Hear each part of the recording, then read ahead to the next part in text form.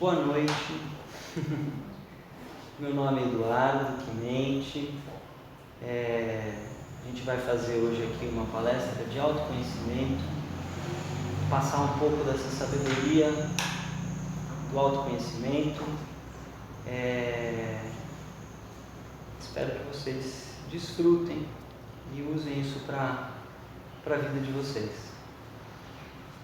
Deixa eu me apresentar, contar um pouco do meu caminho, como é que eu vim parar aqui, dando palestra de autoconhecimento.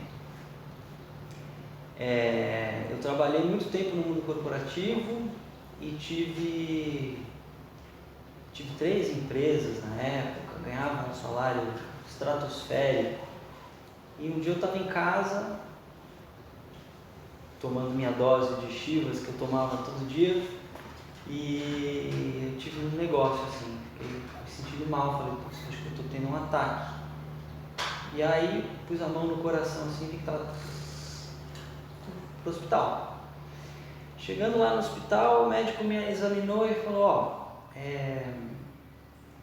você não está tendo nada, isso que você tem, eu atendo muito hoje em dia, que é a ansiedade, você está com ansiedade generalizada.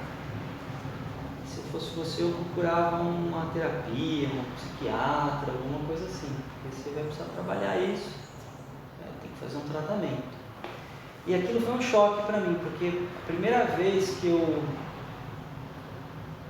tive contato assim, com alguém que me falasse assim, olha, você está fazendo tudo errado.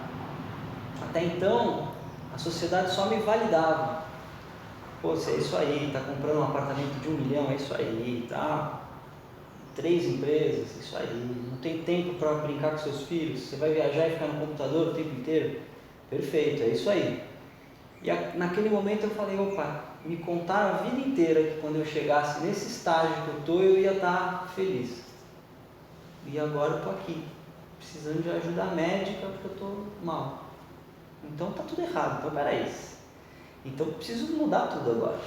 Vamos lá. E aí fui. Todas as terapias, todas as religiões, ayahuasca, tudo que tinha para fazer, eu saí fazendo para tentar entender o que estava acontecendo comigo e tentar trilhar um caminho para eu parar de sofrer, já que não era o dinheiro. Para mim estava claro que não era o dinheiro, porque dinheiro tinha de sobra.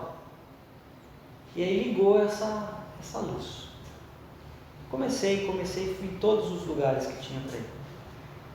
Comecei a fazer terapia e aí comecei a culpar meus pais e tentar achar uma história mental, por que eu tentar entender os porquês, daquilo tudo. Por que eu estou tendo ansiedade? Por que eu preciso tomar remédio para conseguir dormir? É alguma coisa no inconsciente. Aí comecei a trabalhar no inconsciente, um monte de sessões, aí comecei a tomar remédio. E aí um dia eu estava num restaurante e eu li uma revista dizendo assim, meditação, uma ferramenta maravilhosa para quem é ansioso, para quem tem estresse,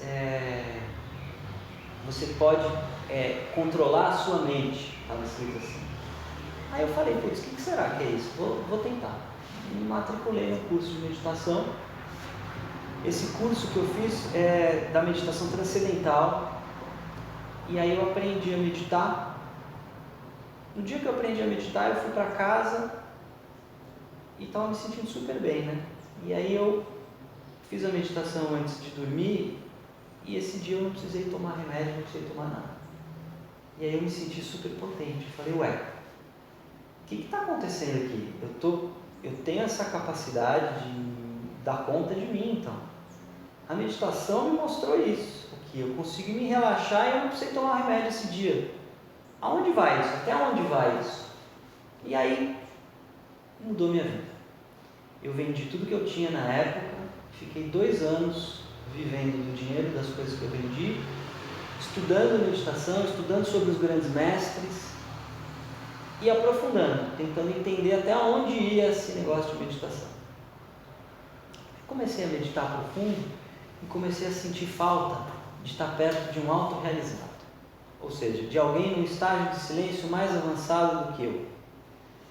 Porque eu ia conversar com os professores de yoga, de meditação, eu via que era uma coisa que era quase que um protocolo, assim, era mais um personagem no sentido. Agora eu sou o personagem professor de meditação, agora eu sou o personagem professor de yoga. E aí passavam algumas coisas, as práticas físicas, tudo, depois chegava em casa, tinha que tomar a dose de uísque também, para relaxar, ou fumava uma maconha para ficar tranquilo. Não estava dando conta de si. Esses professores que eu encontrava não brilhavam para mim. E aí eu falei, eu preciso de alguém num estágio de silêncio mais avançado. E aí um amigo meu que estava sabendo que eu estava nessa busca virou para mim e falou assim, Edu, vai lá naquele café, que por sinal o café da Val aqui, que era o IT, estava lá, eu vi um panfleto lá que estava dizendo que tinha um curso de yoga lá, que tinha 2 mestres autorrealizados na linhagem. Aí eu falei, curso de yoga eu não vou querer fazer, mas tem 2 mestres, eu vou conhecer, vamos ver. Eu estou querendo encontrar um mestre, alguém num estágio de silêncio mais avançado que o meu, vamos lá ver. E aí eu marquei a entrevista e conheci o curso. E aí eu entendi que ali tinha café no bule. Era realmente um mestre autorrealizado que desenvolveu o curso para cá, de uma yoga que a parte física era 30%, nem isso, 20% da prática de autoconhecimento que o curso propiciava. E além desse mestre, tinha o mestre desse mestre e os 2 vivos, ou seja, tinha uma potência energética aquele curso muito grande. Eu senti na entrevista, falei, opa, aqui eu vou conseguir desenvolver, eu vou conseguir ter contato com alguém no estágio mais avançado que eu. E aí me matriculei no curso. Foram 3 anos de curso e no último mês do curso a gente vai para a Índia e fica 20 dias do lado do mestre, que é esse daqui, que é o Vivekananda. E aí quando eu cheguei lá no curso, eu estava já aprofundando muito, estava já transcendendo nas meditações, estava experienciando essa consciência, mas ainda tinha algumas questões que eu ainda não entendia do autoconhecimento. O que são essas coisas, né? Tinha várias perguntas. E aí eu anotei essas perguntas aqui em São Paulo para levar lá para a Índia quando eu estivesse do lado do mestre. E aí quando eu cheguei do lado do mestre, ele apareceu, né? Eu nunca tive um contato de um autorrealizado, depois eu explico melhor o que é ser um autorrealizado, né? Que isso era uma das dúvidas que eu tinha. Como assim? O que esse cara tem demais? Mas a hora que ele apareceu, veio com ele assim um silêncio arrebatador, um vazio no ambiente. Eu conseguia sentir um quentinho vindo do corpo dele assim. Era como se eu estivesse na frente da minha mãe, só que sem o personagem da minha mãe. Era uma energia materna muito gostosa de estar junto. E aí quando eu estava frente a frente com ele, eu fui pegar minhas perguntas que eu tinha anotado, chegou lá, eu li minha pergunta e falei, uau, isso aqui não faz o menor sentido agora. Eu estou há 3 anos segurando essas perguntas aqui e de alguma forma essa pergunta não existe mais dentro de mim, elas foram resolvidas. E aquilo me deixou meio, peraí, não é possível, eu fiquei até meio tonto assim, porque, poxa, estava esperando tanto e agora essas perguntas estão infantis para mim. E aí eu senti essa vibração de estar perto dele. E quando eu estava lá na Índia, parece que eu entendi o autoconhecimento inteiro, assim, como aplicar e desenvolver isso com as pessoas. Desse processo que eu estava aplicando já em mim há quase 10 anos, lá as coisas se encaixaram. E aí eu comecei a sentir essa necessidade, essa vontade de compartilhar isso. Porque hoje eu construí minha vida de uma forma que eu falo isso, as pessoas até falam, poxa, esse cara está se achando. É até um lugar meio difícil de falar isso, do jeito que a sociedade está, mas a minha vida hoje é êxtase, puro êxtase. Todos os aspectos da vida, profissional, familiar, relação, minha vida de saúde, eu vivo um constante êxtase, assim. Parece que eu voltei para casa e eu estou em paz, assim. E aí eu desenvolvi com essa necessidade de passar isso para as outras pessoas, porque eu vejo meu amigo de infância, meu melhor amigo, sofrendo, tendo que tomar remédio, no mesmo caminho que eu estava. Eu vejo meus pais, meus irmãos, meus amigos de vida sofrendo, amigos de trabalho sofrendo. Hoje a gente só vê sofrimento. Você olha na rua, você olha o rosto das pessoas passando, você vê sofrimento. Você vê que elas não estão bem, elas não está estabilizada, ela está buscando, querendo algo. Vamos começar então a falar sobre o autoconhecimento. E aí eu desenvolvi, formatei esse curso. O que é autoconhecimento? Que é isso que a gente vai falar agora. A gente pode considerar que tem duas vertentes de autoconhecimento. Uma é a vertente ocidental e outra a vertente oriental. O que é a vertente ocidental? A vertente ocidental diz que autoconhecimento é a gente conhecer a nossa mente, conhecer a nossa história, conhecer os nossos traumas, as nossas neuroses, entender aquilo profundamente para saber e para identificar algumas coisas e a gente conseguir melhorar como pessoa. Basicamente, o autoconhecimento ocidental é isso. E o autoconhecimento oriental, o que ele diz? Ele diz, não me interessa as suas neuroses, a sua história, nada disso tem importância para a gente. É isso que eles falam. Meio esquisito, né? Como assim não tem importância? Não tem importância porque, na verdade, você não é as suas neuroses. Por que a gente vai trabalhar em cima de uma mentira? Você não é a história que você construiu. Você é também, mas a sua essência é outra. E a gente precisa resolver uma coisa antes de começar qualquer trabalho no autoconhecimento. É resolver a ignorância primordial, que é quem sou eu. Para o autoconhecimento oriental, a gente pula parte da nossa história, a gente não considera toda essa bagagem que a gente tem e a gente vai direto para a nossa essência, direto para a consciência do ser. Para o autoconhecimento oriental, você precisa experienciar a consciência do ser. Só. O dia que você experienciar a consciência do ser, me diga sobre as suas neuroses. É isso que o autoconhecimento oriental fala para a gente. Tá. A diferença é gritante, é uma diferença de essência. Então, você muda completamente a forma que você vê a questão. Quando eu converso do autoconhecimento oriental com um psicanalista, um psicoterapeuta, eles não entendem isso. Eles dizem, mas aí você vai ignorar um monte de coisa. Isso vai aparecer uma hora. Mas não é bem assim. O que acontece é que a esfera mais evoluída, ela sempre absorve a menos evoluída. Quando a gente vai para a nossa essência, a gente experiencia a consciência do ser, é um segundo elemento que aparece, desidentificado do elemento mente, neuroses, histórias que a gente viveu.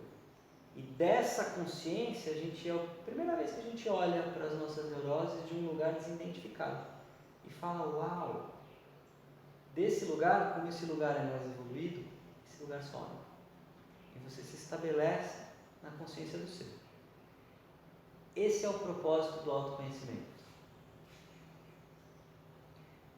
Primeiro a gente fala assim, poxa, é uma coisa meio nova aqui para o Ocidente, né? Quer dizer, vai mudar tudo o que eu estou fazendo, né? Porque é uma mudança de olhar mesmo. Por isso que às vezes a gente começa a fazer o autoconhecimento real, que é esse autoconhecimento oriental que está nos Vedas, junto com a terapia, a psicanálise, não tem conflito. Quando você se aprofunda e você começa a experienciar, o verdadeiro fica. E aí você vê.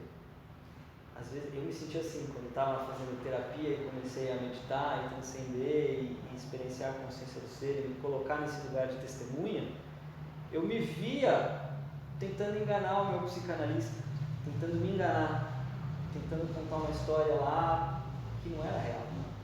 E aí, a verdade, a gente não consegue voltar atrás. Desse lugar de testemunha que eu acessei, ir para terapia não estava mais fazendo sentido para mim.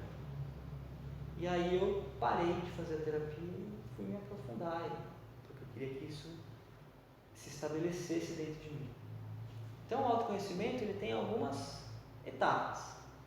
É muito raro a gente ouvir dizer aquele cara que se iluminou. Ele, da noite para o dia, ele está fazendo lá as práticas dele, meditativas, prática espiritual, e um dia ele está na rua e ele, pau, uau, me iluminei. Isso é muito raro. Isso chega para a gente como se fosse uma coisa que fosse assim. Mas não é. O autoconhecimento é assim, a gente desenvolve, a gente tem as técnicas para acessar essa consciência do ser e a gente experiencia ela e volta. Experiencia e volta. Experiencia e volta. Todo dia a gente vai experienciando, mergulhando na consciência do ser e vai voltando. Aos poucos, essa experiência começa a ser passada para o dia a dia. Essa fragrância que a gente experiencia quando a gente faz a nossa prática espiritual, a gente traz ela para o dia a dia. E não tem explicação como que a coisa acontece. Ela começa a vir. É o divino saindo do campo absoluto e entrando no campo relativo. Só para dar um exemplo. Como que acontece essa vinda do divino sem que a gente consiga mensurar?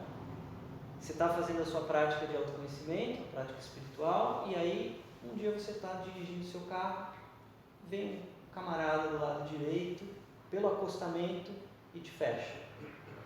Normalmente, você vai fazer igual, peraí, buzina, sai daí do carro, não sei o que, era assim que eu agia antes. O cara me fechava assim, eu falava, tá louco, não vai que nem a pau. Já acelerava o carro na frente, buzinava, tá louco, sai daí. Conforme eu fui fazendo a prática de autoconhecimento, eu fui me percebendo num lugar que era um lugar de testemunho. Então eu estava lá dirigindo, isso aconteceu, e eu me vi num lugar pensando, esse cara está fazendo isso, é uma sacanagem, né? Vir pelo acostamento e entrar aqui, nem com a seta ele não deu. Eu me vi nesse lugar de tipo, o que eu quero fazer com isso? Daqui do lugar de testemunha eu tenho como escolher, como que eu vou agir? Aqui, sem estar nesse lugar de testemunha, a gente é reativo. Você é esse cara que está atrasado, você não tem esse espaço de escolha. E isso é uma coisa que a gente vai experienciando e vai acontecendo durante o dia, durante o ano, durante 2 anos que você vai praticando. Tem gente que em 1 mês já se estabelece nessa consciência. Tem gente que em 15 dias. E tem gente que precisa do trabalho. Isso é individual, não tem um prazo. Cada um tem o seu tempo para isso. E aí eu me vi nesse lugar de testemunha e falei, uau, cara, está funcionando mesmo isso, eu estou muito mais calmo, estou mais centrado. Isso é só o exemplo do trânsito. Começou a acontecer isso na minha família, começou a acontecer isso no meu trabalho. Eu me via num lugar de testemunha, desidentificado com aquilo tudo que estava acontecendo. Isso é demais. Na verdade, é isso que o ser humano tem feito quando ele quer resolver conflito. Se a gente for pensar num jogo de tênis, por exemplo, é um exemplo que eu dou bem parecido com o que acontece de verdade no autoconhecimento.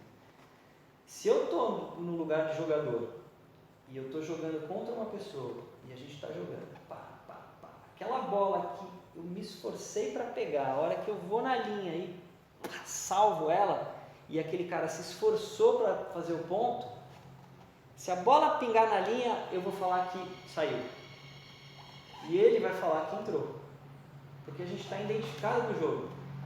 O que o ser humano fez quando percebeu isso? Falou, não, peraí, não vai dar certo esse jogo de tênis assim, vamos fazer o seguinte, vamos pegar um cara que não tem nada a ver com o jogo, numa posição de visão maior e desidentificado com as duas partes, que é o juiz. Esse cara vai dizer o que está certo e o que está errado. Autoconhecimento é isso, é acessar esse lugar de testemunho que todo mundo tem dentro. A gente só não entrou em contato com isso ainda. Na verdade, a gente entrou em contato. Deixa eu fazer um desenho aqui para explicar melhor. Como que é o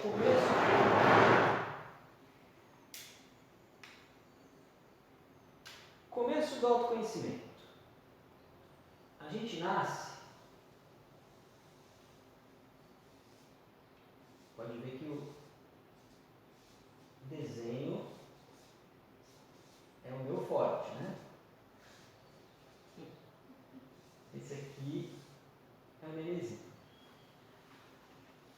crianças que eu dei aula para o pessoal de escola, eles já estavam no colegial, nono ano, até o terceiro, ficou famoso isso que eles chamavam do nenê batatinha. É o nenê batatinha. Quando a gente nasce, a gente é simplesmente um nenê. O que é um nenê? Pura consciência cósmica. Consciência pura. É o divino aqui. Se você olhar no olho de uma criança, você vai ver. Não tem um personagem lá. Não tem o ego ainda. É pura consciência. O nenê está estabilizado em consciência divina, assim que ele nasce. No primeiro dia que ele nasce, ele já começa a receber influência externa. Então ele recebe dos pais, da cultura, escola,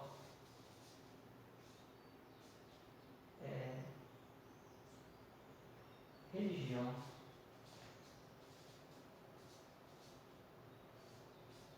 família, tudo, do mundo. Ele começa a ganhar uma bagagem, que é assim, começa assim, ele percebe que ele tem um vazio aqui dentro do peito dele, ele não sabe o que é isso. O que ele faz? Ele chora. Fica ruim aquilo. Ele chora e ele percebe que a mãe vem com o peito e resolve aquilo. Nesse primeiro dia ele já aprendeu. Quando eu precisar de alguma coisa, é esse choro que eu tenho que dar. Conforme vai crescendo, a gente vai ganhando essa bagagem, vai ficando enorme. Até que a gente vira um adulto.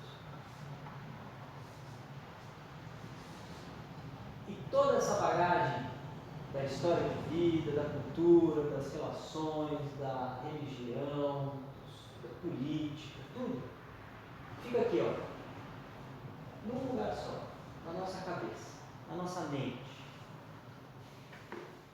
Só que o que acontece invariavelmente? Isso aqui começa a pesar demais. E a gente começa a acreditar que a gente é isso. Tudo o que tem na nossa mente. Todas as formas que a gente age na vida, quando a gente vai tirar, como é que eu vou fazer isso? Vai escolher como você vai reagir, aonde você vai buscar? Na mente. Tudo aqui. Começa a ficar pesado demais.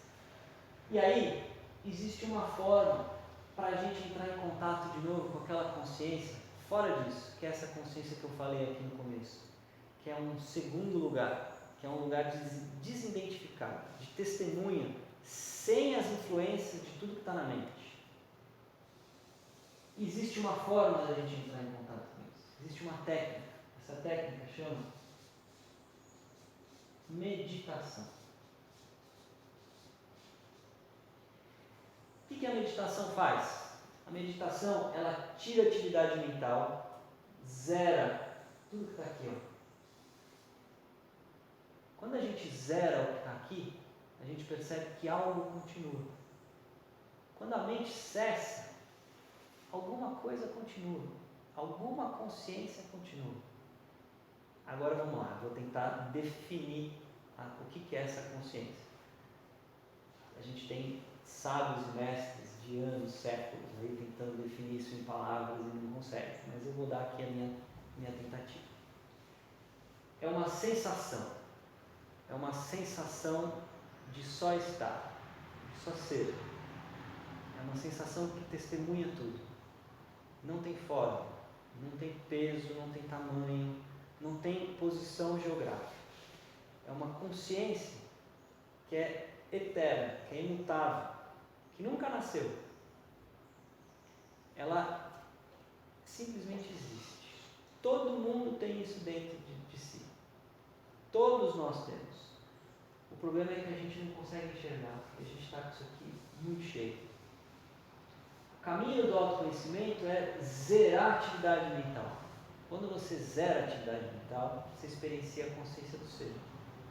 Para as religiões, Deus, o divino, a consciência do coração, a consciência cósmica, tem vários nomes para a mesma coisa. Esse nosso processo aqui ele não segue nenhuma instituição, não tem nada que ingesse esse conhecimento. Então a gente pode dar qualquer nome. contanto que a gente esteja falando dessa consciência.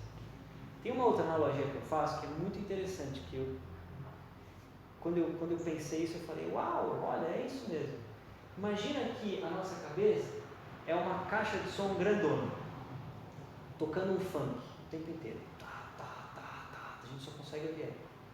E aqui do meu lado tem uma caixinha pequenininha, mas com som super elegante, um jazz acontecendo aqui, ao mesmo tempo. Eu só vou conseguir perceber a caixa de som tocando o funk alto. O que está baixo, refinado, eu não consigo nem ouvir. Como é que eu faço para ouvir a caixinha refinada, o som mais refinado? Eu tenho que aprender a baixar o volume dessa caixa que chama mente. Quando eu consigo abaixar o volume da mente, a consciência do ser se expressa. Então, é sobre isso que a gente está falando aqui nesse curso, sobre esse autoconhecimento, sobre aprender a tirar a atividade mental e experienciar a consciência do ser que está aqui, falando o tempo inteiro. A gente só precisa se reconectar com ela. Ela não vai aparecer, ela já está aqui, mas a gente está aqui o tempo inteiro. Então é isso que a gente vai fazer. Agora, para a gente fazer isso, não é só sentar e meditar. Isso eu aprendi lá na Índia, quando eu falei que a coisa esclareceu, que eu entendi o processo do autoconhecimento. Por que as pessoas começam a meditar e param? Eu tenho um monte de amigo, aprendeu a meditar, foi lá, entendeu o benefício daquilo, mas em algum momento os boletos começaram a chegar, os filhos começaram a fazer barulho em casa, não tinha mais tempo para aquilo, e parou de meditar e hoje continua lá em consciência mental, todo sofrimento. Por que acontece isso? Essa era uma pergunta que eu tinha. Se através da meditação é o local da onde a gente experiencia o divino, quando a gente ensina alguém a meditar, ele devia desenfrear e ir para a sua iluminação. Por que não acontece isso? Aonde que entra o yoga nessa história? Todas essas dúvidas eu tinha. E lá na Índia a coisa esclareceu. E aí eu vou entregar aqui para vocês de mão beijada. Papinha de neném. Tudo que eu experienciei nesses 10 anos está resumido aqui nessa palestra.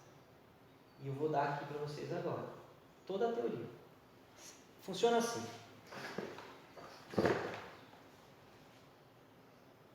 Eu percebi, através desse conhecimento védico, que tudo na vida tem 3 dimensões.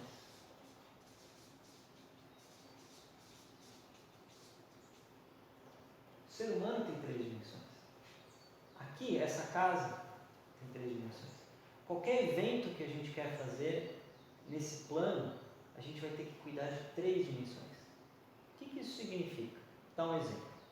Imagina que eu quero montar uma empresa. E eu vou lá, eu preciso cuidar das 3 dimensões dessa empresa para ela ter sucesso. Ou seja, eu vou olhar a parte física da empresa. O que é a parte física da empresa? Se o local do aluguel é um local condizente com a atividade que eu vou fazer, se a iluminação está boa, se a temperatura está boa, se eu tenho software e hardware para aquilo que eu vou fazer. Isso é olhar a parte física da empresa. Está tudo certo? Checou a parte física? Beleza, vamos para outra dimensão. Mental. O que eu vou ver na parte mental da empresa? Quem são esses funcionários? Eles estão aptos para fazer o trabalho deles? Eles têm conhecimento mental? Como é que eles estão de cabeça? Eles estão cansados? Eles estão desmotivados? Emocionalmente, como é que está? Não está legal? Vamos melhorar isso. Vamos dar conhecimento para essas pessoas, vamos instruir para aquilo que eles vão fazer e vamos deixar eles em harmonia, para que eles possam produzir. Olhou a parte mental da empresa? Então a gente já olhou a física e a mental. Falta uma dimensão, são as relações. Cuidar dos fornecedores, cuidar dos clientes, fazer o trabalho de marketing, tudo que for de relação da empresa, relação com o entorno da empresa, onde essa empresa está estabelecida, o entorno dela. Está em harmonia? Está legal? cuidou das 3 dimensões, esse empreendimento tem tudo para dar certo. Mas o que a gente tem visto? Eu vejo isso muito por aí. Uma empresa que só cuida da dimensão física. Ou seja, uma empresa que está enorme, um monte de equipamento, está tudo certo, mas os funcionários não têm capacidade para estar lá, produzir. Não têm conhecimento, ou estão estressados, ou estão... Tá ruim. E ela pode até ter relação boa com o mercado, com o banco, com os fornecedores, está com marketing bom. Se ela não tiver funcionário com capacidade intelectual para exercer aquele cargo que eles fazem, vai dar problema. Invariavelmente dá problema. Qualquer dimensão. Às vezes eles trabalham, a empresa trabalha 2 dimensões certinhas, mas peca em uma. Qualquer exemplo você pode pegar. Pode pegar as 2 dimensões da mental e as relações, ok, mas a física não. Pega um monte de trabalho, tem um monte de gente competente, mas não tem equipamento para produzir. Mas não consegue produzir naquele lugar físico. Está muito calor, ou não tem equipamento, qualquer coisa. Vai engasopar. Quando a gente olha as 3 dimensões, a chance aumenta gigantemente. E é isso que a gente tem que olhar para a gente quando a gente quer fazer autoconhecimento. Não adianta só a meditação, que ela é a dimensão mental. A gente tem que cuidar das 3 dimensões juntas. Por quê? Vamos lá. Dimensão física para o autoconhecimento. O que é trabalhar na dimensão física? A gente faz as posturas. Isso é um telefone sem fio que chega para a gente aqui de posturas de yoga. A gente mal entende isso. Mas o que faz uma postura? Por que eu tenho que fazer uma atividade física para estar bem no meu corpo? Significa assim, quando a gente faz uma postura, um asana, trikonasana, por exemplo, que é mais ou menos isso aqui. Não vou levantar por causa do microfone. Você torce o corpo inteiro. O que você está fazendo? Tem uma glândula aqui que é suprarrenal. A gente tem vários órgãos aqui por dentro.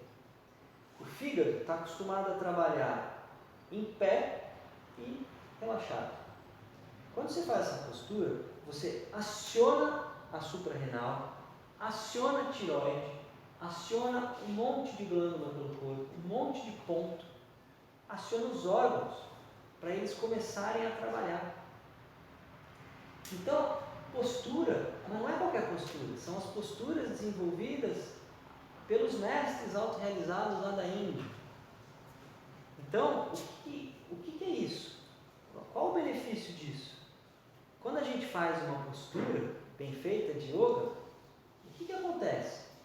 A gente desobstrui o campo energético do corpo inteiro. É como se você tivesse tomado um passe.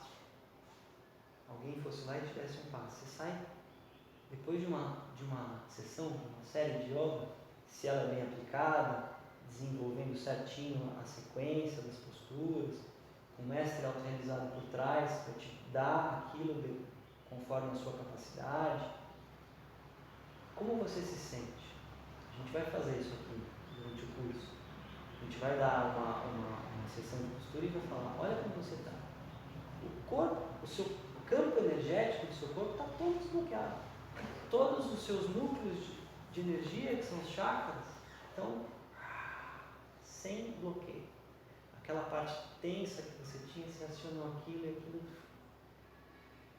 Ativas as glândulas, ativas os órgãos e desbloqueia a parte energética do corpo. Isso é um benefício enorme. O que mais que a gente trata na parte física? A gente faz as respirações.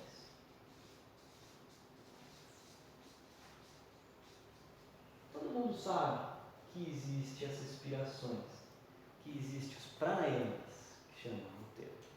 Eu tento tirar tudo que tem termo de védico, em sânscrito, em outra língua, para trazer o autoconhecimento para a nossa realidade.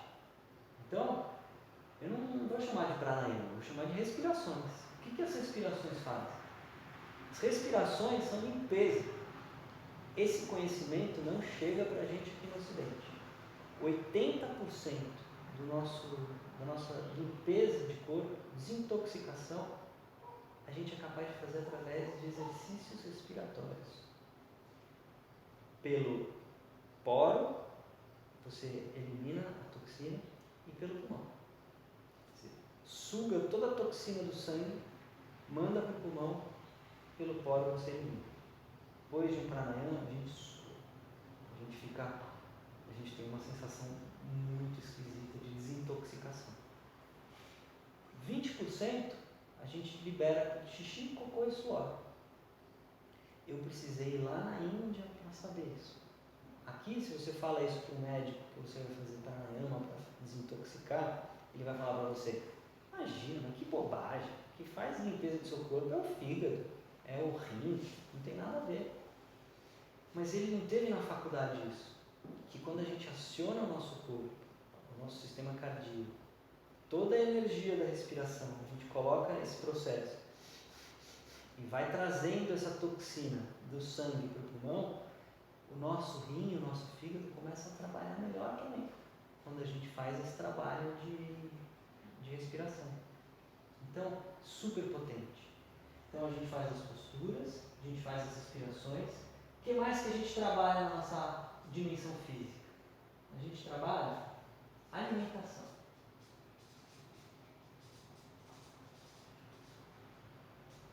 A alimentação é uma fonte enorme de toxinas. Se a gente come produtos industrializados, a gente está colocando toxina no corpo. Para a gente aqui no autoconhecimento, hoje tem muitos tipos de alimentação, a gente fica até meio perdido. Pô, macrobiótico, vegano, ovo lacto, vegetal, o que eu faço? Para a gente aqui no autoconhecimento, a gente vai trabalhar com o básico, que é o que está lá nos Vedas, está lá. Há 10 mil anos eles escreveram isso. Que é natural, ovo e leite. Claro, se a gente tem a oportunidade de escolher, igual a gente tem aqui na Deméter, um ovo de galinhas criadas de uma forma livre, sem sofrimento, e um leite com as vaquinhas sem sofrimento, claro que a gente deve ir atrás disso. Mas fazendo isso, não colocando nada industrializado no seu corpo, você já vai estar fazendo um grande passo aqui na alimentação. Mas a alimentação não é só alimento, tem mais uma coisinha aqui. Drogas e entretenimento.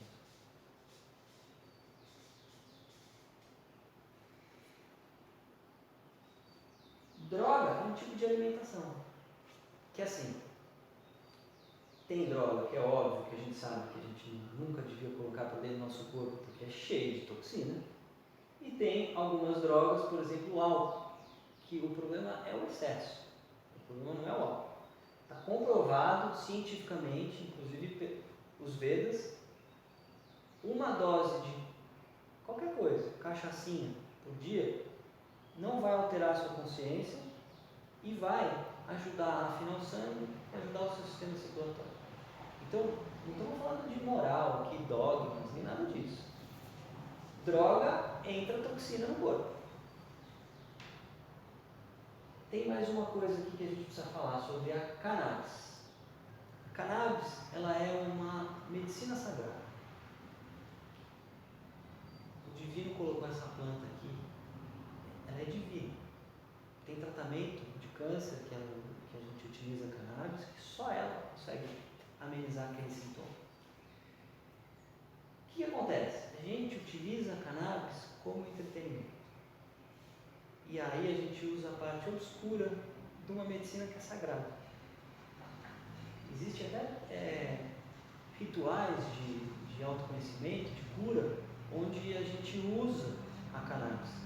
Ela chama Santa Maria, sabe? Esses rituais. Ela entra num momento específico para autoconhecimento. Só que usar a cannabis para entretenimento gera toxina. E aí, qual que é o problema disso? Quando a gente for fazer a dimensão mental aqui, eu já vou falar sobre ela, que uma delas é a meditação. Quando a gente usa a cannabis, ela faz o seguinte: quando a gente medita, é um processo muito refinado, é um refinamento das ligações dos nossos neurônios. A gente precisa desse refinamento para aprofundar. A cannabis é como se ela passasse uma pasta nessa ligação e a gente não aprofunda. Então, por isso que eu falo, a gente faz o básico.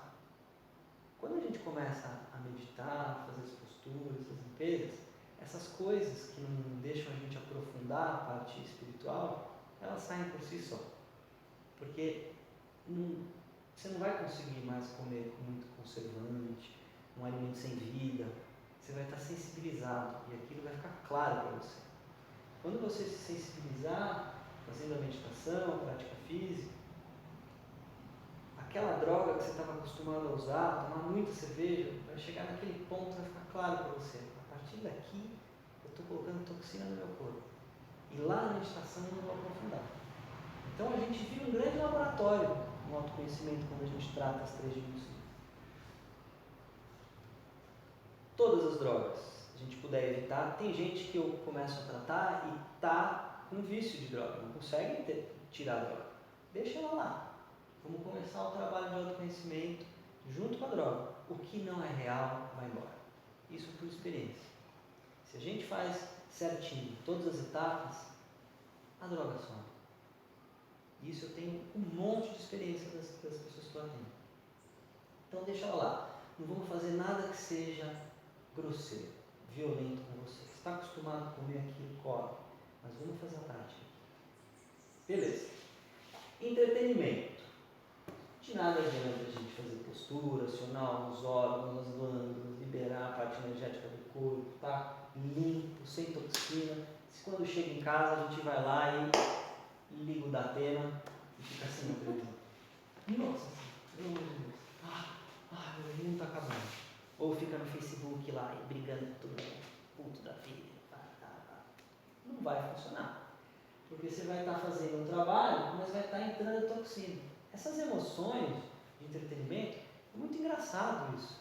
Mas hoje eu olho os filmes dos meus filhos que a gente coloca para ver, eu vejo o absurdo que é aquilo. As crianças ficam Disney, livre, classificação livre. Elas ficam tensas, porque é sempre uma aventura absurda acontecendo, que não é real. E eles ficam lá drenados, olhando, o elefante passa, o filhotinho do elefante passa, está todo mundo correndo, uma manada de búfalo atrás, ele sai correndo, cai no rio, o rio leva, pega um toquinho, as crianças ficam assim.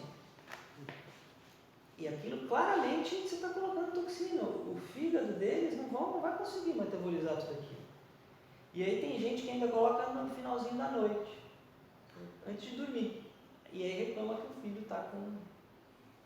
está dando trabalho para dormir. Então, entretenimento é uma coisa que a gente tem que prestar muita atenção. Não adianta nada a gente fazer tudo isso e ir para uma festa, rave, onde o som é um som violento, agressivo para o sistema nervoso. Vai ter toxina acontecendo aí. Mas o que a gente faz?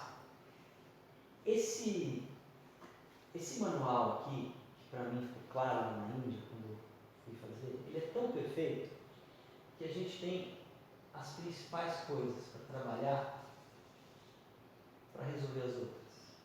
Então, a gente dá esse toque, mas tem gente que está muito viciada aqui e ainda ela começa a parar, mas ela ainda não consegue tirar. Não tem problema, deixa ela.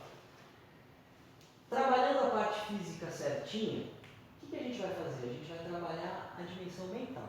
A dimensão mental é meditação e estar em contato com alguém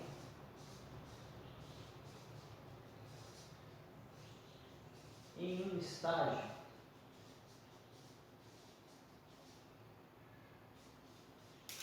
de silêncio maior que o seu.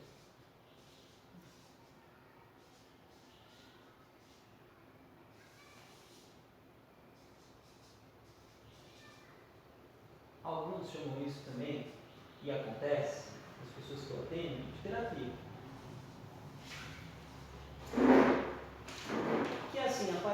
as questões do dia a dia. Mas tá, você está falando tudo isso, mas hoje eu estava em casa e aconteceu isso, o que eu faço?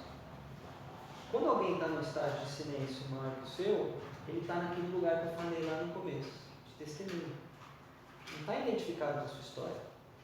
Quando você faz uma pergunta para alguém que está num lugar de testemunho, ela daqui consegue enxergar várias coisas que você lá identificava não consegue. Essa pessoa que está num estágio de silêncio, ela está em contato com a consciência do ser, que é aquela consciência que eu falei lá no começo. Todo mundo tem, o divino, está falando, está aqui, em contato com ela.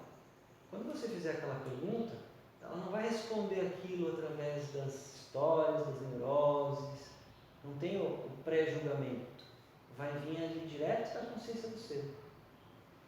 Por isso a importância de estar em contato com um estágio mais avançado de silêncio, só isso. Aí, a outra dimensão, relações. Relação com a família, relação com o trabalho, com o mundo, com a natureza, relação com tudo. O que acontece? Como é que a gente trabalha as nossas relações? Da seguinte forma: quando a gente trabalha as posturas, as inspirações, faz a meditação, o que acontece? A gente fica mais silencioso e com menos toxina no corpo. Sabe aquele amigo que você encontrava todo final de semana e ele fumava 2 baseados em cada vez que você estava perto dele, colocava aquela música que vocês ficavam tudo doido ouvindo, nem conseguia conversar direito, enchia a cara de cachaça e todo final de semana você estava encontrando com aquele amigo? Quando você estiver mais silencioso, com menos toxina no corpo, vai ficar claro que essa amizade está te colocando toxina. Não vai vibrar na mesma frequência que você está vibrando. Atenção, isso não significa que você não gosta mais dessa pessoa, mas significa que está na hora de dar um tempo. E aí você começa a buscar outro tipo de amizade, outras relações, que não vão colocar toxina no seu corpo. Vai acontecer isso com os amigos, vai acontecer isso com a natureza, você vai começar a olhar de um jeito diferente para a natureza, você vai olhar de um jeito diferente para o mundo. No seu trabalho, aquele trabalho que gerava toxina, aquela relação de trabalho com aquele cliente, que você sempre pega aquele cliente, mas ele sempre te atazana, você sempre pega. Talvez, daquele lugar de testemunha mais silencioso, com menos toxina, a sua vibração não vai permitir que você pegue mais. E olha, isso muda sem passar por aqui. A gente não entende que isso está acontecendo. A gente não mensura, eu vou agir dessa forma com essa pessoa porque é melhor para mim. Você vai estar vibrando outra coisa. E você vai simplesmente falar assim, não, esse não, vou fazer aquele agora. E quando você vê, você fala, olha, aquilo que eu achava que ia ser muito doloroso mudar, eu mudei, foi automático, foi daqui, não foi daqui. Aqui é muito complicado. Quando a gente quer tirar alguma conclusão da mente, a gente fica no ciclo. É melhor eu pegar isso porque eu preciso ter conta para pagar, então mesmo que esse cliente seja um saco, eu fique uma semana com gripe, com amidalite por causa da relação que eu tenho com ele, eu vou pegar, porque eu preciso pagar a conta. Nossa, mas não dá. Nossa, é um saco. Cara, eu vou sofrer muito de fazer esse trabalho, mas eu tenho que fazer esse trabalho. Você não chega numa conclusão. E aí quem que vai decidir? Seus condicionamentos. Você continua replicando tudo aquilo que você tem replicado. Silencioso, menos toxina no corpo, já muda de figura. Você já começa a ir para esse lugar de testemunho. Aí acontece uma coisa aqui nas 3 dimensões, que é o seguinte. Quando você trabalha uma dimensão, você beneficia a outra. Então, quando você começa a fazer postura e respiração, a sua meditação fica mais profunda. A meditação ficando mais profunda, você vai fazer com mais disciplina as suas posturas. Você vai se alimentar melhor. Se alimentando melhor e fazendo as posturas bem feitas e fazendo a meditação, a relação que trazia toxina não vai acontecer mais, vai deixar de ser uma porta de toxina as relações com o mundo. Quando você tira a toxina, o que acontece? Aprofunda a meditação, aprofunda as posturas. A gente pega o ser humano nas 3 dimensões e faz assim, uau! Por isso que não adianta só ir lá na aula de yoga e colocar a perna aqui. Se fosse assim, os contorcionistas estavam autorrealizados, estavam todos resolvidos. Não é. O quadril daquela pessoa que faz yoga, faz uma bananeira e fica. Não é esse o intuito das posturas. O intuito das posturas é te desbloquear. E uma coisa que me encanta muito nesse processo é a autorresponsabilidade. Você pode ir numa casa espírita e desbloquear a sua parte energética com alguém te dando paz. Só que você vai estar precisando de alguma coisa externa. Aqui no autoconhecimento, a gente busca potencializar a sua independência em todos os aspectos. Desbloquear a parte energética do corpo é uma capacidade que a gente tem. É só a gente conhecer esse conhecimento. A gente aplica na gente mesmo. Não precisa de nada externo. A gente não precisa de absolutamente nada externo. Tá bom. Uma dimensão vai ajudando a outra. E aí a gente sai de qualquer conflito. É isso daqui que eu tenho aplicado. É isso que eu tenho atendido. É exatamente assim que eu faço. Fiz em mim primeiro. E hoje faço com quem está no mesmo processo. Depressão, tomando remédio, querendo se matar. Eu pego gente com vários processos aí. Coisa bem complicada. E os psicanalistas, os psicoterapeutas, os psicólogos viram para mim e falam assim, nossa, você vai pegar um caso tão complicado assim, como é que você tem coragem, muita responsabilidade de lidar, e você tem experiência para lidar com isso? Eu não tenho experiência para lidar com o problema, eu tenho experiência de lidar com a solução. Eu desconsidero o problema e vou direto para a solução. Olha, a gente precisa entender autoconhecimento, você precisa experienciar a consciência do ser dentro de você. Mais nada. O resto vem. Porque quando você experiencia a consciência do ser, daquele lugar você percebe tudo. Você vai para um lugar de testemunho. Então, a gente precisa resolver a ignorância primordial. E a ignorância primordial é: quem somos nós? Somos a mente? Isso daqui depois eu vou passar para vocês. Como eu falo para as pessoas que eu tenho, com isso daqui em mão, você não precisa de mim para tirar o seu remédio, para sair da depressão. Você está aqui, o mapa está aqui, ó. Se você fizer tudo isso, você vai sair. Não tem como. É batata. E o mais legal, quando você não sai, você sabe exatamente aonde que você está aplicando. Você sabe exatamente o que você tinha que melhorar e não está fazendo. Você sabe exatamente o que é o essencial, as 3 coisas essenciais. Se uma delas não estiver rolando, vai aumentar. A toxina vai entrar por aqui, a toxina vai entrar por aqui. É muito simples, na verdade, isso daqui. São 3 coisas para a gente começar a melhorar, para a gente começar a se sentir melhor, para o nosso corpo começar a trabalhar melhor, para a nossa mente estar num estado de silêncio mais evoluído. É simples. Só que a gente tem muito condicionamento. E aí é difícil seguir isso daqui sozinho. Tem gente que consegue. Mas quando a gente está em alguém em contato, esse alguém vai puxando a gente.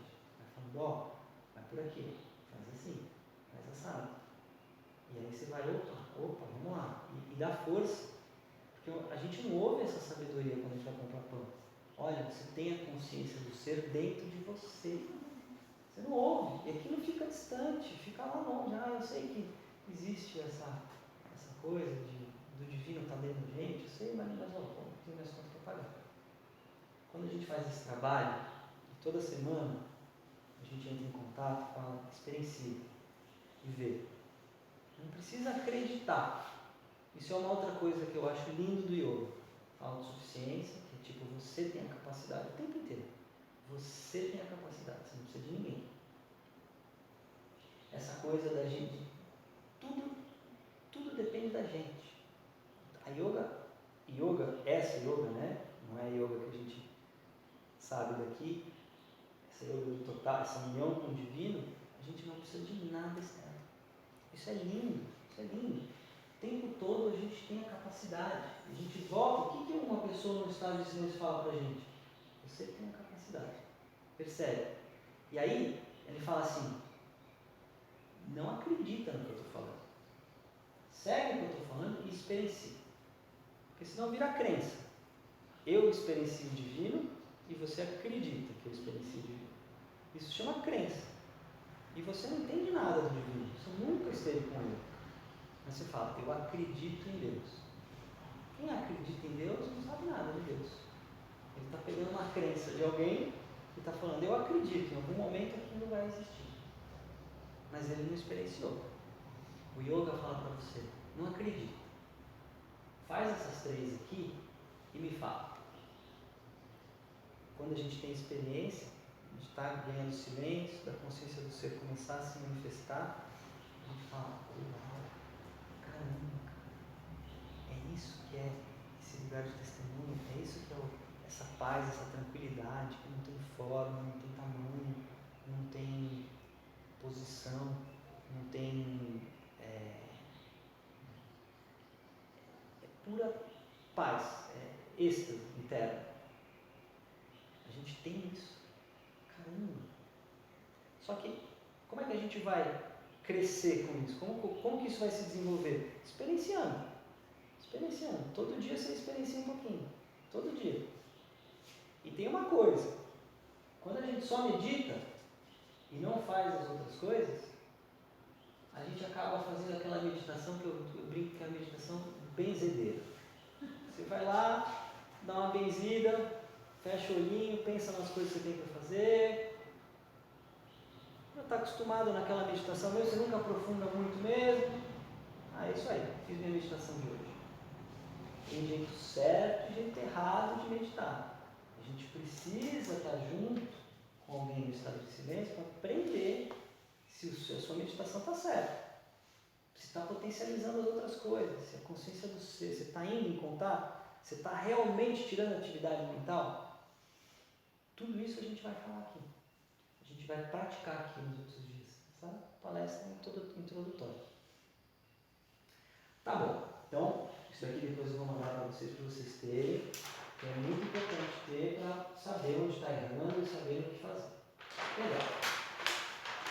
Quando a gente estiver fazendo, eu vou fazer com vocês aqui as sequências certinhas, tudo certinho, passo a passo, para ir conquistando essa autonomia, para ir meditando e aí a gente vai experienciando junto a consciência do ser. Tá bom. O que é a consciência do ser? Né? Quem somos nós? Né? A ignorância primordial.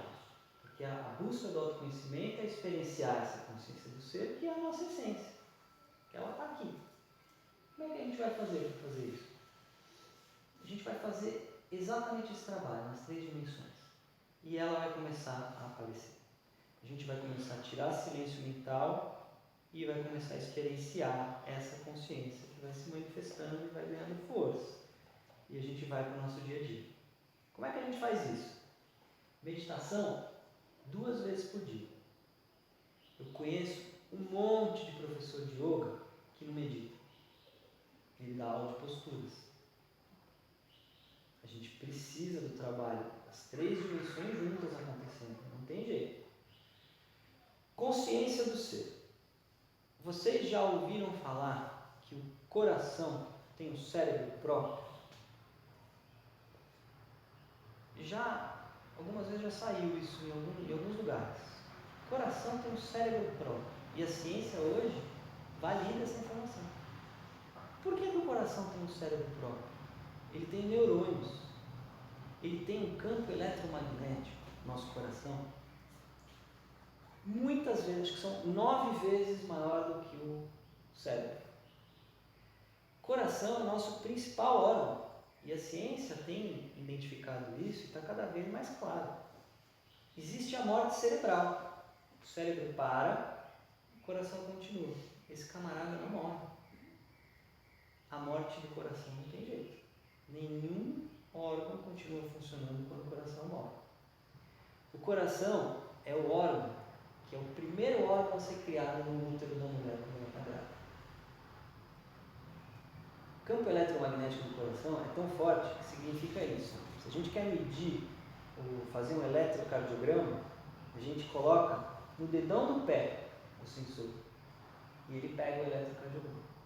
Se você quer fazer um eletroencefalograma, você tem que colocar os eletrodos aqui, senão ele não pega. A ciência já comprovou que a 9 metros de diâmetro, a vibração que sai do coração é sentida para quem tiver insensibilidade. A gente consegue se comunicar com essa vibração do coração a 9 metros de diâmetro. Imagina só. Coração. Coração. Quando a gente fala eu, todo mundo faz assim. A gente não faz assim. Eu. A gente está aqui. A gente não está aqui. Aquele desenho que eu fiz no começo, da cabeça bombando, a gente acredita que a gente é isso. Todas as nossas histórias, nossas neuroses, nossos traumas, estão aqui. Mas é engraçado, quando você fala eu, você faz assim, aqui. Consciência do coração. Imagina o que é estar estabelecido na consciência do coração. A ciência fez um teste já, que é super famoso hoje, que é o seguinte: você coloca uma pessoa de frente para o computador e nesse computador você coloca eletrodo aqui e aqui, medindo a frequência cardíaca e medindo o cérebro. Você coloca cenas de felicidade, 7 cenas de felicidade. Na 8ª é uma cena de violência, de acidente, sangue, pedaço de corpo, feia coisa. O que a ciência tem percebido? 100% dos casos, a pessoa está lá vendo, quando chega a 8ª cena, a frequência, antes de aparecer a cena, a frequência cardíaca muda. Ela muda para uma frequência de vai dar besteira. E aí vem a cena. A hora que vem a cena, a pessoa, de alguma forma o nosso coração recebe a informação antes. Isso é demais. Ou seja, que informação é essa? Essa informação chama intuição. Eu, no meu processo, tive vários momentos de intuição, depois que eu comecei a me sensibilizar e estar com a consciência do ser mais aflorada aqui. Teve uma vez que eu estava meditando, estava numa casa de campo com o meu filho e com o meu sobrinho. E eu estava lá, todo conectadaço, estava lá, na consciência do coração. De repente começou a me dar um mal-estar. Não foi por aqui. Eu sabia que eu tinha que levantar e ir lá para fora. Eu nunca interrompi uma meditação, nunca. Sempre que era alguma coisa mental, algum pensamento, eu falava, tá, volta para aqui, para o meu processo meditativo. Tá bom. Esse dia eu levantei e fui lá fora. Quando eu cheguei lá fora, estava o meu sobrinho em cima da árvore, a 4 metros, com o meu filho, e ele estava pendurado. Socorro, socorro, socorro, socorro, socorro. Deu tempo de eu ir lá pegar ele. Isso veio daqui. Tiveram várias outras situações que eu percebi que eu recebi a informação antes. O benefício disso é enorme. E a consciência do ser é uma consciência que ela se manifesta, nem é certo dizer isso, mas a gente sente que ela vem daquilo, quando a gente está estabelecido nela. Então, consciência do coração, é isso. O objetivo é tirar a mente. Lembra que eu falei da caixa de som alta e da caixa de som pequenininha? O objetivo é diminuir o som, que a consciência do coração vai começar a acontecer. É esse o objetivo do autoconhecimento. Consciência do coração é Bhagavad Gita. Vamos falar um pouquinho do Bhagavad Gita. Bhagavad Gita é a quinta essência do autoconhecimento. Está lá nos Vedas e é uma história laica, contada há 5.000 anos atrás, que tem tudo. Essa história ela é muito rica, ela tem todos os aspectos da vida do ser humano, todos os conflitos. E ela mostra para a gente esse caminho da consciência do coração. Então, Bhagavad Gita é uma leitura ótima para se fazer. Agora, precisa ser um comentário de um verdadeiro mestre. Eu aconselho do Maharishi Mahesh Yogi, que é o mestre da meditação transcendental. Depois a meditação transcendental virou uma instituição, tudo, tem muita coisa boa, tudo, mas a gente tem que focar no conhecimento dos mestres, vivos de preferência. Aquele livro que está escrito, ele é um conhecimento morto. Ele pode ter sido escrito há 100 anos atrás. Ali, hoje em dia, já teria sido mudado várias coisas. Esses updates têm que acontecer. Por isso a importância do mestre vivo, que é o mestre que eu fui buscar lá na Índia. Esse conhecimento está vivo. A gente lê o Bhagavad Gita e a informação é dada para hoje, aqui agora, a interpretação da coisa. O que diz o Bhagavad Gita? Bhagavad Gita é uma historinha do Arjuna, que é um grande guerreiro, 2 aldeias entraram em conflito. Vou falar de uma forma bem simples aqui, porque não é o objetivo a gente ficar estudando a história do Bhagavad Gita. Vamos colocar isso para aquilo que a gente quer. Está lá escrito no Bhagavad Gita. Olha só que coisa genial. Isso que a gente fala do autoconhecimento, que pela mente é muito difícil a gente chegar. Lá no Bhagavad Gita, 5.000 anos atrás, estava dizendo, eles estavam guiando as pessoas para buscar esse conhecimento. Não daqui, do que vem daqui. Então está lá, são 2 tribos, 2 aldeias que entram em conflito. A aldeia B é a aldeia do mal, que quer invadir a aldeia A e quer usar as riquezas, escravizar as pessoas, devastar o território. É essa aldeia que está invadindo a A. Só que na aldeia A tem um grande guerreiro que chama Arjuna. Ele era um arqueiro super potente. Quando ele estava do lado da batalha, ele fazia diferença. E aí o Arjuna falou, poxa, a aldeia está querendo invadir a gente. O que a gente vai fazer? Vamos lutar. Tá bom. Os exércitos se enfileiraram e o Arjuna tinha uma técnica, que era assim, ele antes de começar a batalha, ele ia olhando para os oponentes e ia identificando, na forma que aquele cara pega o arco, na forma que aquele cara olha, aquele cara é um guerreiro, aquele cara ali vai dar trabalho. Ele já mapeava os 10 e antes de começar a guerra ele já matava os 10 melhores e aí ia para a batalha. Era uma estratégia dele. Só que quando o Arjuna foi olhar e fazer essa estratégia para o outro lado, quem que ele viu? O pai dele, o avô, os tios, os amigos de infância. E aí ele caiu em colapso. O que eu faço? Eles vão invadir. Eles são a aldeia do mal. Mas como é que eu vou matar um irmão, um tio, um pai, um avô, um amigo de infância? Não tem como. E aí ele caiu no circuito mental.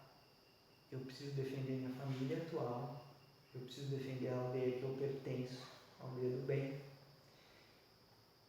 mas a aldeia do mal é minha família. Então ele fala, eu vou lutar, mas eu não posso. Mas eu preciso, mas eu não posso. É aquele velho circuito mental que a gente usa. E aí ele caiu de joelhos no chão e do lado dele estava o cocheiro, que era Krishna, encarnado no cocheiro. E aí ele vira para o Krishna, para o cocheiro, e fala, pelo amor de Deus, me ajuda, eu não sei o que eu faço.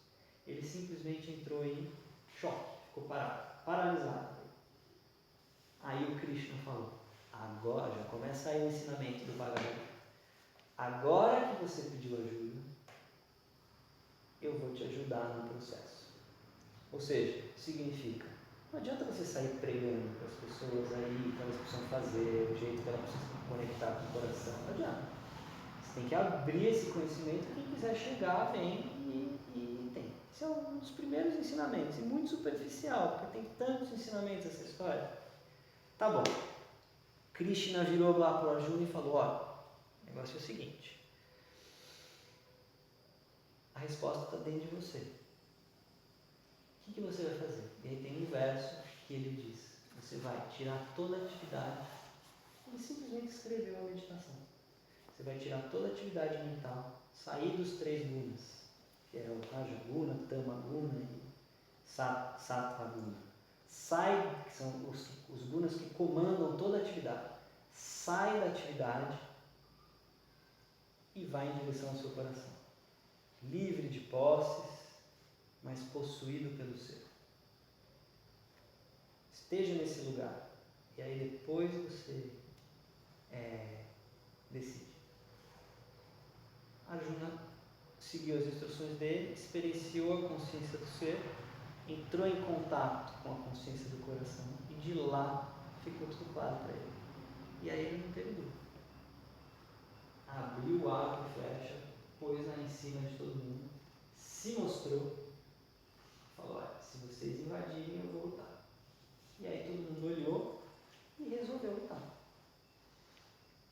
Quando vieram para cima, houve a batalha, a aldeia do Arjuna venceu e o bem ganhou espaço. Então, com essa atitude do Arjuna de ter lutado, seguir o coração, quando a gente segue o coração, o que é melhor para a natureza, o que está mais em harmonia com a natureza, sobressai. Independente se você pensou e mensurou isso, o bem se estabeleceu naquela região. Se eles tivessem perdido a batalha, tivessem lutado, o mal teria se estabilizado. Então, é isso que é entrar em contato com a consciência do ser. Um outro exemplo que eu dou muito bom para ver isso o que é estar em consciência do ser. Imagina um mestre de arte marcial que entra em contato com o divino, é um mestre de arte marcial, ele está passeando na rua com o seu sobrinho. E aí chega um assaltante e fala: olha, isso é um assalto, passa a carteira. O que esse mestre vai fazer? Às vezes, dependendo da plateia que eu falo isso, eles falam: vai encher de porrada, vai arrebentar com o ladrão, vai não sei o que, tá? Vai proteger o sobrinho dele. Estabelecido no coração, ele vai se colocar entre o assaltante e a criança e vai pegar a carteira, o celular e vai dar assalto. Tchau e beijo. É a forma mais harmoniosa de lidar com a consciência. Bom, então o que adianta ser um mestre de arte marcial? Nem usou os poderes dele ali, podia fazer alguma coisa. Bom, se ele tenta lutar com esse bandido, a primeira coisa que vai acontecer, essa criança vai ficar desprotegida, porque ele vai estar em luta. Bala perdida, gente passando, todo mundo podia se machucar, ele se machuca, o outro se machuca. Nessa situação, estabelecido no coração, sem pensar, a coisa mais harmoniosa, ela acontece, sem você pensar. Depois você fala: nossa, olha, não fiz nada. E olha, foi a melhor coisa que eu tinha que fazer, olha, foi tudo certo. Todas as vidas foram preservadas, ninguém se machucou. Agora, vamos apimentar um pouco mais essa história. E se o assaltante vai dar um supapo no mestre? Se ele leva um supapo, ele ainda assim se protege. Isso é só um supapo. Ele se protege e ainda continua com essa harmonia que aconteceu. Isso é só um supapo. Então, em que momento que esse mestre vai agir? E vai lutar? Provavelmente esse mestre só vai lutar quando esse cara vier fazer alguma agressão que seja perigosa para a vida dele e para a vida do sobrinho dele. Aí ele vai entrar e vai agir para aquilo. Isso está estabelecido na consciência do coração. Não adianta alguém vir para você e falar: mas você devia ter dado um supapo nele. Não é daqui, é daqui. E é esse lugar que a gente tem que buscar no autoconhecimento. Por isso que a gente fala, esse lugar, ele não tem nada a ver com a nossa conta corrente. Você pode estar ferrado financeiramente. Putz, aquele trabalho não entrou, qual que é a nossa tendência quando a gente está passando por um momento difícil? Ficar com o olhar lá na coisa de fora. O trabalho não entrou, aquela coisa não entrou, aquele dinheiro que era para entrar, e agora o boleto está chegando. Putz, você fica naquela aflição, sempre com o olhar lá dentro, lá fora. Aí vem a sabedoria védica do autoconhecimento e fala assim: não, vibrando isso que você está vibrando, as coisas não vão dar certo. Volta para dentro, entra em contato com a consciência do coração, Ali você percebe que você está em êxtase e não tem diferença como está a sua conta corrente. Não tem diferença como está nada externo. Você alcança o seu êxtase, aquilo toma conta do seu ser. Você percebe que você é autossuficiente. Você não tem identificação com nada externo. Significa então que você não vai mais dar bola para as coisas externas?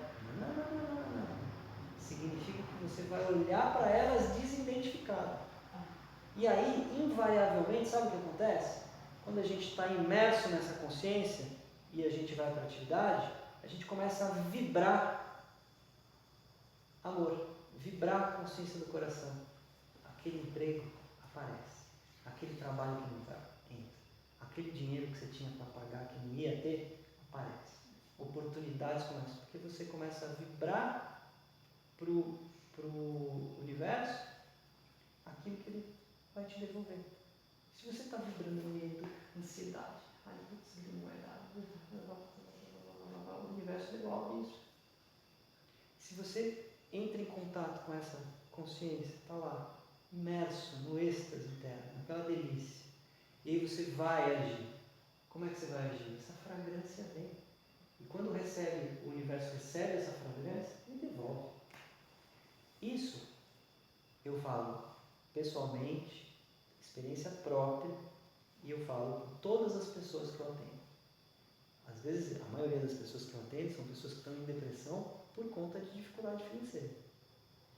Quando ela começa a se estabelecer na consciência, quando ela começa a emanar isso, independente, porque realmente não tem ligação nenhuma. É independente essa sensação interior. Quando você começa a emanar, a coisa começa a voltar. Mas assim, é 100%. E vem de cada lugar que a gente menos espera. Teve um amigo meu nesse processo que apareceu um dinheiro de um familiar. Como que é o nome? O familiar morreu? Uma herança apareceu. Eu falei, nossa, mas o divino é. Foi só ele começar a mandar essa fragrância para o universo, apareceu uma herança para o cara. Ele estava em super dificuldade. Veio um tio lá da França que morreu, apareceu. Então, assim, eu estou colecionando histórias das pessoas que estão entrando em contato com a consciência do ser e estão mudando a vida. Porque começa dentro da gente, não começa lá fora. Lá fora, sem preencher esse buraco, não vai dar certo. Invariavelmente, não dá certo. Ou se dá certo, acontece alguma besteira no meio. Voltar para esse caminho.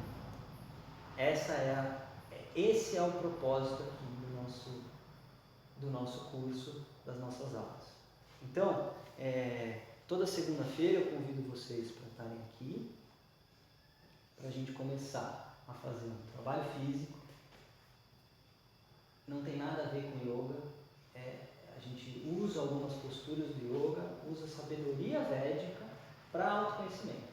A gente não faz posturas homéricas aqui, que é impossível. Esses dias eu fui numa aula de yoga, uma aula que era de vinyasa, e tinha uma senhorinha, sabe a senhorinha quando começa a ficar corcundinha? Ela já estava assim. E a professora de yoga lançou logo no começo da prática uma postura que é o savangasa, que é uma postura de ficar de ponta cabeça. E a senhorinha falou, não, mas eu prefiro não fazer essa. E a professora, não, tem que fazer. E eu estava lá na aula, e eu comecei a me sentir mal. Eu falei, meu Deus do céu, não posso eu sou professor de yoga, falar, poxa, né, não precisa fazer, né?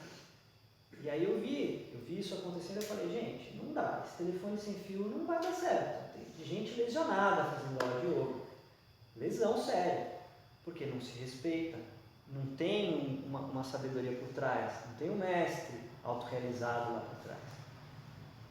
Agora, uma dúvida que eu tinha nesse processo, e como eu prometi que eu vou entregar tudo mascado para vocês, que é essas 3 dimensões, tudo que a gente tem que trabalhar, para a meditação aprofundar, para a gente experienciar a consciência do ser, eu tinha uma dúvida nesse processo, que era o que é um homem autorrealizado, um mestre autorrealizado. Eu não conseguia entender isso. Primeira vez que eu vi alguém com com a aparência do autorrealizado, ali, com a barba comprida e não sei o que, e esses tecidos no corpo. Eu falava, gente, que viagem, porque o meu preconceito não me deixava, não me permitia enxergar isso. Eu via um homem, eu via um ego ali, sentado acima de todo mundo, as pessoas em volta dele e ele dizendo o que as pessoas tinham para fazer. Para mim, do lugar onde eu estava enxergando, aquilo ali não ia funcionar para mim. Quando eu entrei no processo de autoconhecimento, eu fui vendo a fragrância que sai quando um autorrealizado abre a boca, o ambiente como fica e a experiência de mudar completamente por dentro, de não ter mais dúvidas, só de estar na presença de uma pessoa dessa, aí eu comecei, opa, é isso. Então, o que é um autorrealizado? É uma pessoa que desconstruiu o personagem, não tem mais o ego construído. Ele vive 24 horas por dia em consciência divina, em consciência do coração. Ele está aqui o tempo inteiro, presente, o tempo inteiro com a consciência do coração exposta. É assim que ele vive. Esse é um autorrealizado. Ah, tá, mas então você aí que é bacanão, que está falando um monte de coisa de autoconhecimento, você é um autorrealizado? Eu não sou um autorrealizado. Eu não entendia isso também. Eu estou um estágio antes. Eu estou experienciando a consciência do ser, todo dia. E estou trazendo para as minhas relações. Estou trazendo para a minha vida. Estou nesse processo. Aí, conforme o dia vai passando, eu vou entrando em consciência mental de novo, vou ficando, a hora que eu me vejo, eu me pego estressado de novo com alguma coisa, começo a agir, me identificar. 6 horas da tarde, eu vou lá, mergulho de novo na consciência do coração, experiencio isso e volto. De tanto fazer, isso vai ficando forte, vai ganhando espaço. Esse é o caminho do autoconhecimento. Por isso que a gente segue essas pessoas que estão num estágio de silêncio maior do que o nosso. Tudo que eu queria, eu brinco, né, no começo do meu processo, era encontrar alguém que nem eu, aqui no Brasil. Porque eu tive que dar murro em ponta de faca até chegar no conhecimento essencial. Eu fui em um monte de lugar que não era o conhecimento essencial, que eram dogmas, religiões, que tinham instituições por trás, que tinha um monte de coisa.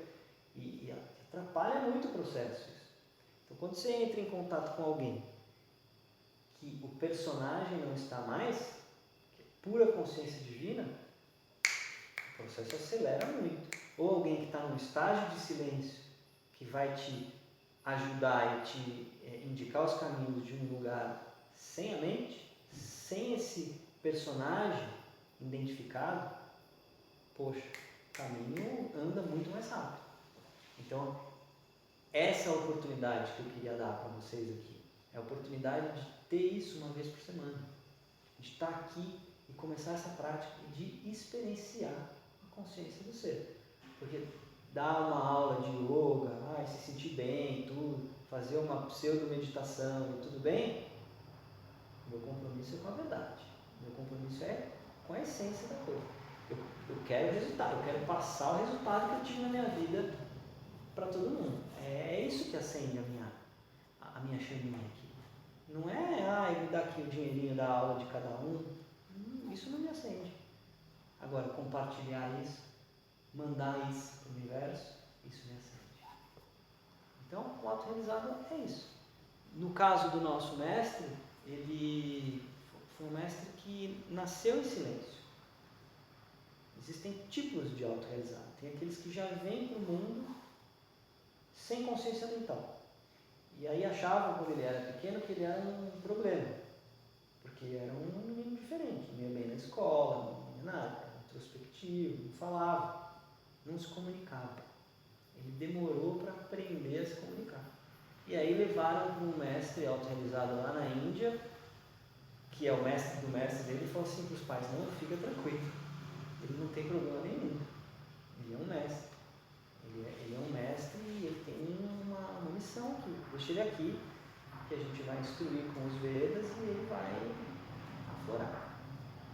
Agora, tem os autorrealizados que se realizam nesse processo. É o processo que eu estou, o processo que alguns mais avançados que eu estão. Quem são esses mestres? também tive uma dificuldade enorme para achar. Vou escrever o nome deles aqui e depois eu mando para vocês. A gente tem alguns mestres ocidentais que falam exatamente isso que eu estou falando. Um deles é o Rupert Spira. É um inglês. Não tem nem as vestimentas de um auto-realizado. É um inglês, camisa social, que fala, tenta trazer essa linguagem para a linguagem ocidental. Outro cara, Eckhart Tolle, é outro ocidental. Muji, não sei se vocês conhecem Muji. Muji está elevando a consciência do mundo em proporções estratosféricas. Porque cada satsang dele, satsang é perguntas e respostas. Cada perguntas e respostas, cada atividade que ele faz lá, está indo uma quantidade de gente do mundo inteiro para experienciar a consciência do ser. Sadhguru. Eu acho que é assim que escreve. Sadhguru. É outro. Esse já é mais oriental, mas como ele fala inglês e tem uma pegada muito do dia a dia, também é uma fonte muito legal. Tem um outro cara que é muito legal, que é o Adyashanti. Esses caras são eu, um professor de autoconhecimento, mas autorrealizados. Então vale a pena, busca. Tem vários filmes no YouTube deles. Assiste um filminho por dia, vai entrando nisso. Isso entra naquela dimensão mental que eu falei para vocês, de estar em contato com alguém no estado de silêncio. Todo dia você ouve essas palavras, existe, aprofunda, sente, experiencia assim, vê. Muito legal. São indicações que eu dou, que saem um pouco daquela coisa do Oriente e mais na nossa linguagem aqui. Então é isso, gente. Tem muita coisa para falar disso, tem muita técnica para passar, tem muita coisa para trocar nesse processo. Mas a gente não tem tempo de dar essa palestra introdutória e fazer uma prática para vocês experienciarem. Isso a gente faz em retiro, faz a palestra para entender todo esse processo de autoconhecimento, o que é tudo, e aí a gente faz uma prática, dá uma pausa e faz uma prática para experienciar no mesmo dia isso que a gente está falando, que é uma experiência maravilhosa, assente, você precisa experienciar. Mas hoje a nossa intenção aqui é mais ficar nessa parte teórica, entender que existe esse conhecimento, que está acessível aqui para a gente, que a gente vai trabalhar isso às segundas-feiras e terminar com uma meditaçãozinha, página 1, muito simples para a gente fazer. Vamos fazer? Então vamos lá. Vamos lá. A gente vai sentar de coluna reta. Vamos colocar as mãos viradas para cima, de um jeito confortável, braço não esticado, braço meio dobrado. O importante é que a coluna esteja reta. Por que a gente fica com a coluna reta na meditação? Na meditação, a gente precisa ficar em atenção. Se a gente faz a meditação deitado, é muito provável que a gente durma. Se a gente está numa postura que não tem a gente em atenção, a gente vai em direção ao transcendente. Então, essa postura é importante para quando a gente estiver indo, porque quando chega ali no transcendente, tem dois caminhos: você dorme, você relaxa o corpo inteiro, ou você transcende. Então, quando a gente vai dormindo assim, essa postura traz a gente para estado de atenção. Porque a meditação nada mais é do que trazer a atenção para o sono profundo. De alguma forma, a gente tem essa capacidade de estar fisiologicamente em sono profundo. É isso que é o processo meditativo. Então, vamos lá. Coluna reta, mãos viradas para cima. Vamos fechar os olhos e vamos começar a respirar pelo nariz profundo.